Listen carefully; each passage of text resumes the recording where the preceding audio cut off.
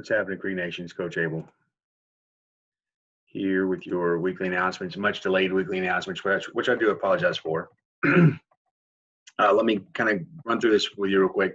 First and foremost, we saw a lot of changes this week from the KHSAA meeting. There's a lot to kind of go through.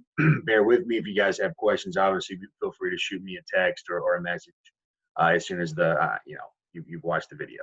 Okay. All right. Here are the major changes that have been passed down from the KHSAA. New start dates, some calendar adjustments, roster limitation, and then there's still some things that we're waiting for word on. We'll talk about those things as well, but this is kind of like our little agenda here for my quick little video. All right, official start date, August 24th. That's a Monday. That's the first day of official practice. Anything up until then is just pretty much those optional workouts. Once August 24th hits, that's when things will get rolling. And so one thing I want to mention, okay, is, here's July. This is what we've been doing in July. If you notice, in August, we have 3 more weeks of that preseason conditioning stuff. And if I'm honest about it, a lot of our guys still need that preseason conditioning. A lot of our guys are not in great shape. But you guys know it. They've been inactive, sitting on the couch during the quarantine, eating bonbons and little Debbie snacks and not doing anything, playing their video games. So if they want to play a season, they got to get in shape. So we have 3 weeks of preseason work, and then we only have 3 weeks of actual season work before that game, our first game starts. Okay, September 11th is our first game. And that doesn't give us a whole lot of practices. It really does not. So it is important, even though it's optional, okay, it is important that guys are at least showing up as much as they can for that Monday through Thursday workout. We're doing all the right things. We're making sure that we're keeping guys in their groups. We had to make a few adjustments this past week. We did that safely with Nicole's help to make sure that we weren't putting anybody at risk. But we wanted to perfect this thing to make sure that we were just doing our part as coaches and as players to keep the momentum going towards having a season. The 3 weeks makes me nervous. Like, I'm really excited that we're going to have a season, but 3 weeks to prepare guys is not a whole lot of time. And I don't mean in terms of a performance, like, whether we're going to be good or not good. My concern is just making sure that we can teach these guys the safety that's involved, the safe technique that's involved with high school football. So with that said, what we as coaches are going to try to do is we're going to try to teach a lot of those things as legally as you can do it in these 3 weeks leading up to the 24th. Okay, so we're going to be teaching the X's and O's. We're going to be Zoom meeting with guys. We're going to be doing one-on-one video conferences with guys. My biggest thing that I can tell you all to help your sons is just encourage them to keep doing that. If there's a Zoom meeting, get on your Zooms, get on Huddle, watch your film. There are plenty of things that we can be doing in terms of installation that will save us time in the long run. Okay. All right. Once September hits, that's the official start of the season. I will tell you that there's a meeting on August 21st. That's going to be the meeting that determines whether we are going to carry on with what we're doing or whether we're going to use the data and say, no, we need to push this back or whatever. Ultimately, the season only was changed by 2 weeks, okay? We are now guaranteed 8 regular season games with 1 guaranteed playoff game, okay? We did lose Jeff, Indiana, and we lost Manual. We were able to move the Central game towards the end of the season, okay? And I'll talk about that in a second.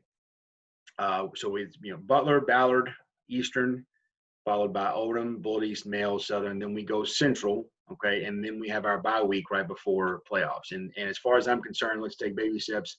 Let's not worry about anything after October until we know that we're going to get there, because as you guys are all aware, this thing is very transitional. We could be in the middle of it. We could be in the middle of September and they could cancel things, okay? Hopefully that's not what happens, but we all know that's what could happen, all right? Okay. All right. That's pretty much the change of the season and the calendar adjustments. I do want to tell you, just because I want to be transparent with you guys, we do know of some limitations, some new changes to the rules, particularly in that first week. That first week of practice is going to be helmets only, and that first week will look weird because practice will only be an hour and a half. If you guys noticed, it's 6 to 7:30, okay, for this practice session down here. 6:30 to 8 on the 24th, that whole week, okay. It's only an hour and a half because that's the limitation that they gave us, but the following week, we end up going 6:30 to 8:45 because we're now back on the regular schedule, what we're allowed to do. Okay. So as I said, guys, if you think about it, we have 5 days in helmets, and then we really only have 7 practices before we're playing a game. Okay. So it's important that guys are showing up now so we can get in as much as we can get in. That doesn't require equipment. Okay. All right. Another change was a roster limitation. They capped everybody's varsity rosters at 60 players. If you're Valley or Wagner or more, that doesn't affect you. If you're Fern Creek, Nell, or Ballard, that does.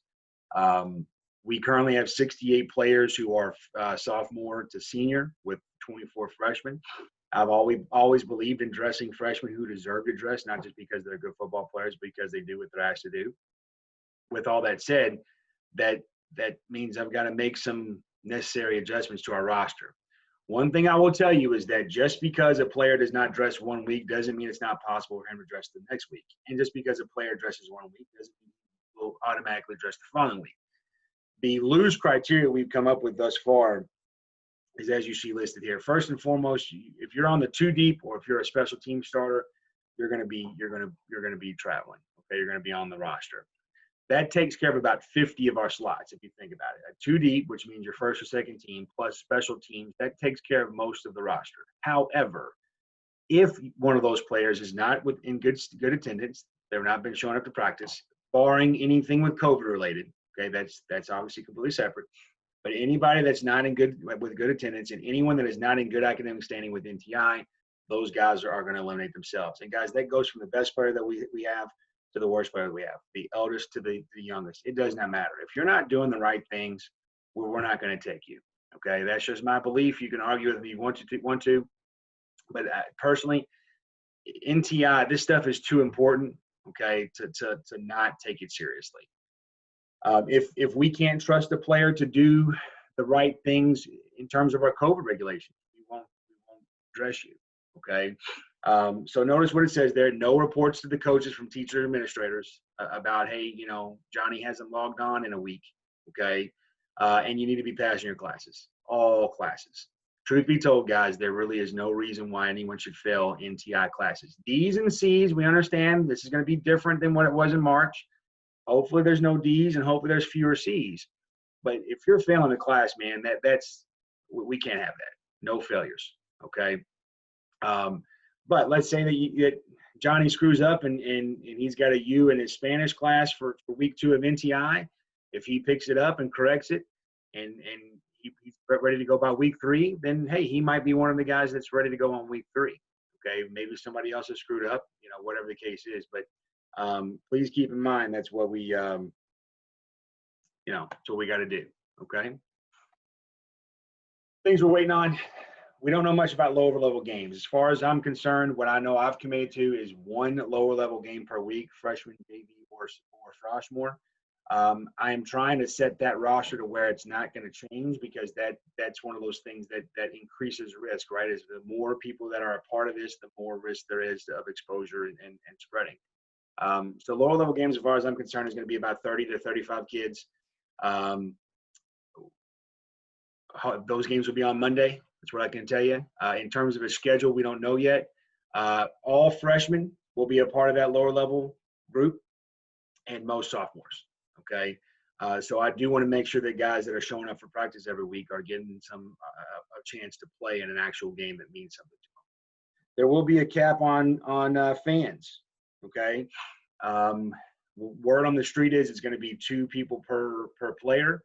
Don't ask me how that's going to be policed. I have no idea. That's something that's kind of up in the works, but I'll let you guys know more about that as we get closer. What I will say is some really good news is that in a partnership with the NFHS, Fern Creek is now going to be able to stream our games online. I don't know if there's going to be a subscription or any kind of membership you have to be a part of, but I know you'll have the option of watching it live on your device once that stuff happens. Okay. Hopefully you still come if you're allowed to come, but if you can't, that's going to be an option as well. Okay. We don't know anything more about any rules changes. We don't know anything more about practice limitations. All right. One thing to mention real quick is some stuff about positive tests. The last thing, and something that I hate about the information age in which we live, I hate that everybody likes to spread things around before they know the truth of the matter. And a good example happened this morning with the Courier Journal article. I must have got 15 different text messages and phone calls. Hey, I heard Fern Creek had a positive test. It was not Fern Creek football. Now, granted that the image that was shown was of a football team working out, even though it wasn't Fern Creek, it was actually male. We've not had a positive test yet. Okay. Fern Creek High School has had a positive test with another sport that doesn't practice anywhere near us. And from what I understand, they've isolated that. That young person, I think, said that she caught it from a vacation that they recently took. Okay. But don't let the word of mouth get to you. Okay. You all know how transparent, how communicative I like to be. You will hear it from me first. All right. There are protocols and procedures that are in place for that, that almost eliminate the idea of a full shutdown. Now, obviously, if one of our bosses says we have to, then you have to. But if for some reason Johnny comes in and says he's tested positive, we can go as far as isolating just Johnny's group of 10. Okay, those 10 players and that coach will not be allowed to come for that 10-day period, but everybody else will still be able to do it. Okay. You'll get information if that ever does occur, which hopefully it doesn't, but if there ever is a positive test, you guys will get information about how we're handling that. And I can promise you that my athletic director, and even if you don't trust me for whatever reason, my AD and our athletic trainer, Miss Nicole, they've got this thing handled. They are pros at this. They know what they're doing. And I think that helps me sleep better at night. Okay. We wouldn't have workouts if I didn't trust my leadership and I didn't trust Mr. Cole, just to be honest.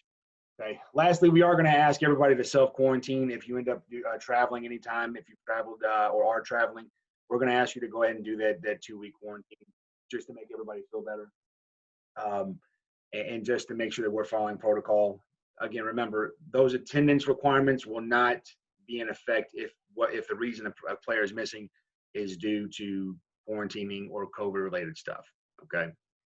All right. Last couple of things. Please don't turn it off. I know you guys are like, "Oh, fundraising, I'm done. I'm going to click off," but this is important stuff. I could really use your help. It'll be quick and brief. Snap Raise is a fundraiser that we do every year. It's called crowdsource funding. It's that annoying thing that we get emails from all of your buddies, and we send them emails asking them for donations. It's a lot like a GoFundMe. E-Teams is the new company we're using this year instead of Snap Raise. I like them better. They're more trustworthy, and they're not nearly as annoying as Snap Raise was. They only send the emails periodically, and once you donate, they're done sending you emails. The players are going to be asked starting on Monday to get 10 to 20 emails or contacts of people that they can personally solicit via the online platform. We always have and always will ask these guys, don't use your immediate family. Here are some good ideas right here. Church members of the people that you congregate with, extended relatives, your cousin that lives in Alabama, okay, work colleagues, people that your bosses, your managers, your owners, some of your work colleagues that keep up with high school sports. Hey man, how's Johnny doing? Is he going to start this season? No, I don't know. Here, can you donate to our program? COVID has hit us hard. And then old Little League coaches and middle school coaches and teachers, they always love supporting, man. And if there's still a rapport, especially with our younger guys, send those people an email, okay? You'd be surprised how much we'll get back because of that. Okay, all this will be entered into a database that the players will do. But I'm asking for your help to help them, because it bothers me that our kids send emails out to 5 or 10 of their buddies who, can't spell money, much less have any of it. Okay. The idea is that we're trying to supplement not having some of our other fundraisers, and this is how we're going to do it. Lastly, we're going to continue to look for volunteers for these things until we're told not to, right? As of right now, the FC soccer games are still going on. I don't see them shutting those things down because soccer hooligans are crazy, and these people follow every rule I worked this past weekend. everybody was in masks. Nobody was taking them down unless they were eating or drinking. It was beautiful. These soccer hooligans, man, they love the game so much, they're going to do what it takes, okay? Churchill Downs is still up in the air. We don't know. That's going to be a Labor Day weekend, but we could still use volunteers. We have moved Campus Cleanup Day to the 29th. And then, of course, everything else there is as it has been. Last thing, there's not a slide for this, but I wanted to reach out to you guys and let you know we will start now accepting the player fee now that we know that the season is going to happen. It'll be done. You can obviously do it cash or check if you prefer. We're going to prefer that you do it online. That website will be launched here within the next couple of days. Again, I'm waiting approval on that. And then the other website where you guys can order your spiritware will be up and running here in the very near future as well. Okay. With that said, guys, let's continue to do what we've been doing. Hope is greater than fear, and here's to hoping for a great season. Okay. Enjoy. Coach Abell, we'll see you later.